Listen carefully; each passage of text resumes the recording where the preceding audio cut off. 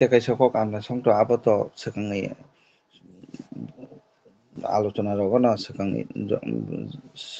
সেখাঙ্গানো নকরদা সংব সাইরিকা কিছুদিন আগে যে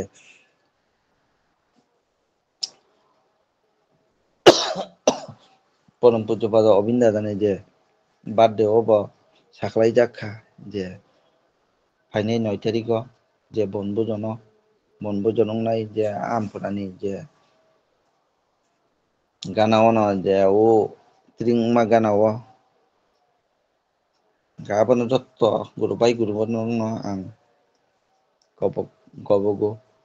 जाहाथे जतन भाई आदिन जे ठाकुर जे बनभोजन चालांमान दिन जोंबो आति खायिनो जे दिनै गुरुबाय गुरुबन नखनो तुयै जत मिलिलायै जों आदिनो पालायनाय ओमफ्राय आमसोक साइनो जे जतने हामायां ठाकुरनि थेन्नारगै गायतिना जतने हामायां ठाकुरनि थेन्नारगै अनि किसिसा कक सामानि orang mataka hanya hajatunan